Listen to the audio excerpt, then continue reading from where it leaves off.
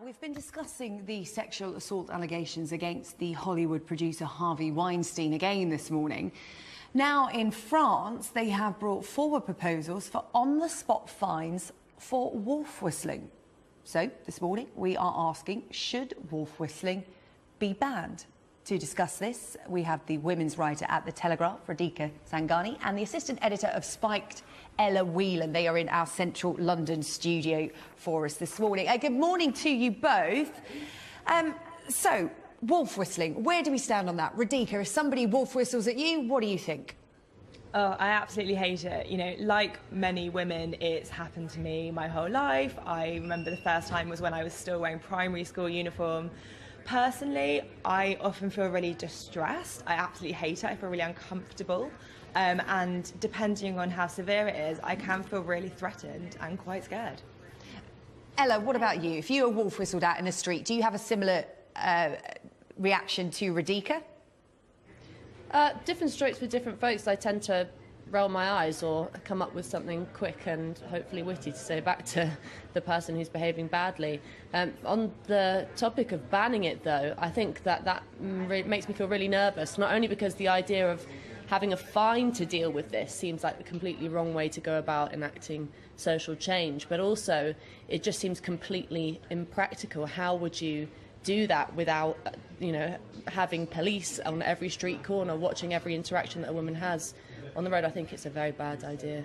Well, we have on-the-spot fines, Ella, for using your mobile phone at the wheel, for people who don't pick up after their dogs. Why shouldn't this be treated like that? Because Radhika made a really good point there, that it's young girls, underage girls, are sometimes wolf whistled at. That isn't acceptable. No, it's not acceptable at all. I don't think anyone would argue it's acceptable, but it's the way that we deal with it, which I think is important. So it's first of all important to note that this isn't happening all the time, that society has changed, that we do find it completely socially unacceptable to do these kind of things to women, to be pervy, to make unwanted comments on the street. And while it still happens, I think that the best way to deal with that, in the rare instances that it happens, is for women to stand up for themselves, to feel empowered to take things into their own hands, and for the rest of society to support them. I think once we start asking the authorities and the police to get involved in women's private lives in this and at this level, it really gets my back up, because that's never the answer. I think what you're saying works really in an ideal world, but to be honest, I feel like so many women like myself aren't able to do that. Sometimes I wish I was more confident and able to do that, but I just don't think the onus should always be on the victim to have to speak up. And I do disagree that it's still a rare occurrence. A recent study from End Violence Against Women, they found that 18 to 24-year-olds, out of their 85%, have received unwanted sexual comments on the street, and 45 had received unwanted sexual touching. So it is still a huge problem. Yeah. And I just don't think that we should expect women to have to stand up for themselves and be the ones to end this problem. Yeah, Ella, is it less about enforcing this and more about setting a tone to say that this isn't acceptable behaviour? Somebody has to, make some kind of rule that men would maybe think twice about doing it in the street to somebody they don't know. I think in doing that, you're making two very uncomfortable insinuations. And the first is that women shouldn't be the ones to deal with this. Now, the feminist movement of past, women's liberation movements of past, said that women were strong and capable enough to deal with the bad things that happened in society. They took the onus on themselves to march and protest and change the world, and they did, and that's why we live in a more free and equal society. So the idea that women shouldn't have to deal with this is completely wrong. Women and men and everyone else in society has to take onus on themselves to deal with bad behaviour when it comes, and to change bad behaviour and to argue with people. And the second is this idea that we need a rule to make men not behave badly. The majority of men, certainly in this country, certainly in France probably, are not kind of lechers, are not waiting for their opportunity to shout rude things at little girls. It's just completely untrue. I'd be very sceptical about the kind of surveys and the data on this, because it often is, playing into a hyping up of the danger that women get put in, when actually we're in a very good place. More could be done, but the way that we deal with that and the way that we address existing instances of sexism has to be approached very carefully, because this really, I think, is just undermining women's freedom. Radhika, we are coming at this from a place where we are saying women are upset by this, but that's not the general rule. Some women see it as a compliment. Of course, and I fully, I've spoken to some women, especially of different generations, who enjoy it sometimes, and that's absolutely fine, but the vast majority of people do feel uncomfortable, I personally think. And secondly, the fact is that we need to accept that everybody's got different opinions on this, and for the people who do feel really threatened and uncomfortable, they should be, we have these measures in place for them. And if what I personally think is a great idea is something like what Nottingham Police Force has done, where they've classified wolf whistling and unwanted sexual comments as a hate crime. So it's no dramatic change to the law, there's no on-the-spot fines, it's nothing so drastic as that, but it's just a simple change in a definition which allows women to report the incident, and it allows police to investigate them and support those women. Okay, shoe on the other foot. I've just had this tweet in from Liam Summers. He said, so in that case, if the shoe was on the other foot, should hen nights be banned, Ella? Because there's a lot of wolf whistling and a lot more that goes on those, targeting men. I think I've probably shouted at guys on the street when I was a teenager. Obviously, it's a bit different from a grown man shouting at a young girl. But I think really what this is that's a great example of how I think destructive about social relations this is. To have, I think what happened in Nottinghamshire was absolutely scandalous. To have catcalling and wolf whistling classed as a hate crime. You could go to jail for doing that. That's completely dystopian. The whole thing about this is it's inviting the authorities, inviting the police, inviting the state into our personal interactions, when these things can be and should be ironed out between individuals and between members of the public. This is not something for the police. When things get serious, that's when it's something for the police. Yeah, I think we're in danger of... I think we're in just quickly. I think we're in danger of painting a really patronising view of women here. Radhika has said that some women like it, but some women don't. We're inviting the police to get involved in something that some women might not like. That is really dangerous. I think what we're doing here is sending a message, and this is the big reason why I do think it's important for authorities to get involved and not just sit by and let women. But is there another way to do it, Radhika, other than criminalising these men? I mean, I personally do think criminalising is a bit extreme, but what Nottingham's doing is not an actual drastic change in law. It's just criminalising speech. It's allowing women to report it, and women need to be able to feel comfortable to report these crimes because it's all part of a wider culture. And if men feel like they can, make comments to women on the street that make them feel threatened and uncomfortable, then that's just suggesting that the next step of sexual assault is acceptable. Okay, Radhika Sangani and Ella Whelan, the only whistle you're hearing on Sunrise this morning is the final whistle because we have run out of time. Thank you both very much indeed. Keep your thoughts coming in. You didn't frankly have the balls to put country before party. Now, over in America, Democratic candidate Hillary Clinton is yet again facing some difficult questions over her handling of classified material while she was Secretary of State. With more on that, here's Yanni Chikian. Polls nationwide show that the majority of Americans do not trust Hillary Clinton, and one of the reasons for it was exposed during the Commander-in-Chief Forum this Wednesday. Lieutenant John Lester told Hillary Clinton that he held a top-secret security clearance and had access to highly sensitive information. Had I communicated this information not following prescribed protocols, I would have been prosecuted and imprisoned. And how can you expect those, such as myself, who were and are entrusted with America's most sensitive information, to have any confidence in your leadership as president when you clearly corrupted our national security? Here's Hillary Clinton's response. I have a lot of experience dealing with classified material, starting when I was on the Senate Armed Services Committee, going into the 4 years as Secretary of State. Classified material has a header which says top secret, secret, confidential, nothing. And I will repeat this, and this is verified in the report by the Department of Justice.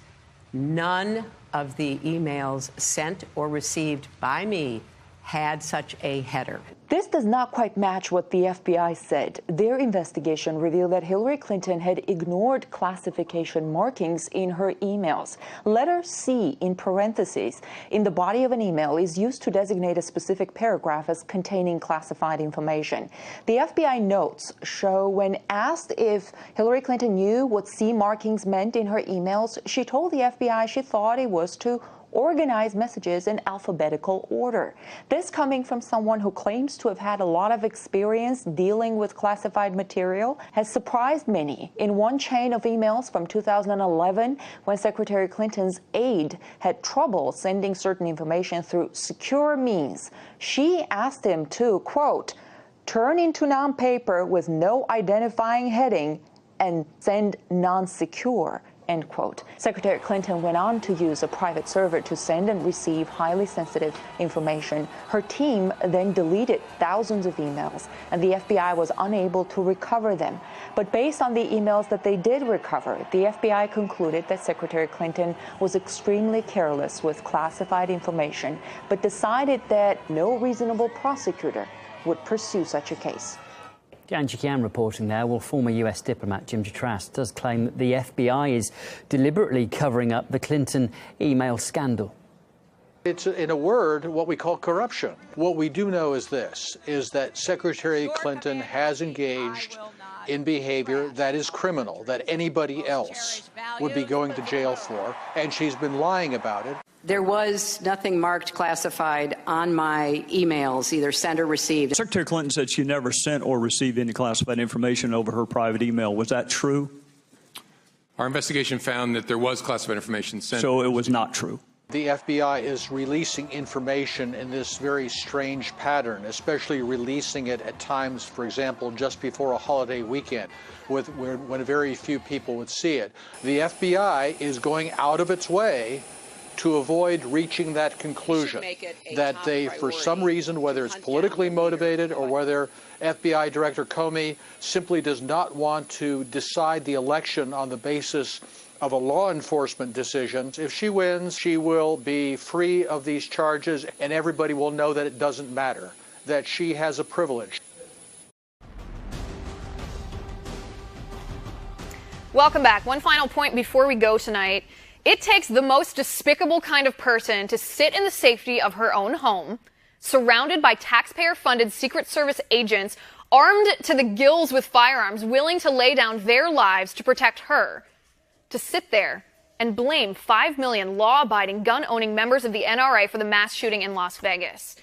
That woman today is Hillary Clinton. You know I'm not the type of broadcaster to hurl ad hominem attacks, and I'm not going to start doing that now. 58 people are dead. Over 500 others are wounded. But I will set the record straight when a politico so singularly obsessed with her own agenda stoops to the level of slandering millions of innocent law-abiding citizens for a gruesome act of mass murder. The crowd fled at the sound of gunshots, Hillary Clinton tweeted. Imagine the deaths if the shooter had a silencer, which the NRA wants to make easier to get. Well, if that isn't just freaking ignorant. Silencers don't actually silence guns. Not even close to silent. Have you ever actually learned about firearms? Because you are incredibly ill-informed, not to mention distasteful and disrespectful to make such an ignorant, politically charged comment at a time like this. Do you not care about the people who die just a little bit more than your own political aspirations? Our grief isn't enough, Hillary continued. We can and must put politics aside, stand up to the NRA, and work together to try to stop this from happening again. First of all, you can't say let's put politics aside and blame the NRA in the same sentence. That is, in and of itself, igniting divisive politics, which of course is what you do best. Second of all, we don't know yet what kind of weapon the attacker used. Speculating that it was a fully automatic weapon is just that. It's purely speculative. And the majority of people who are jumping to that conclusion aren't doing so because they're firearms experts who can identify the sounds of automatic gunfire, making an educated guess. No. They're talking about the weapon because they want to blame the weapon and not the murderer. That being said, it's worth noting that fully automatic weapons are already illegal, as is mass murder. Fully automatic weapons have been illegal since 1986. That's 31 years for you liberals who struggle with logic and math and clearly with history.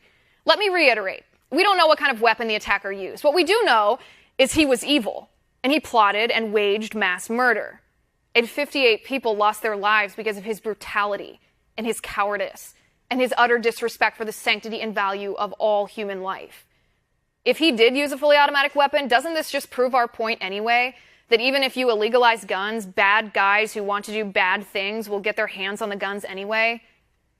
Let me remind you again, murder is also illegal. And this man murdered 58 people in cold blood, our fellow countrymen. So let's you and I do what Hillary Clinton will not do. Let's not politicize this for our own gain. That's all I have to say about this topic tonight, because I won't disrespect the victims and their families by using them as pawns for political purposes. Instead, I invite you to pray with me for the victims who lost their lives, the families grieving the loss of their loved ones, the witnesses who escaped with their lives but who will never be the same, and for our nation. Holy Mary, Mother of God, pray for us sinners now and at the hour of our death. And that's my final point. You can reach me on Twitter at Liz_Wheeler. If you liked the show, please send me an email at oann.com/contact. In the meantime, catch us here tomorrow at 9 p.m. Eastern. And until then, have a good night.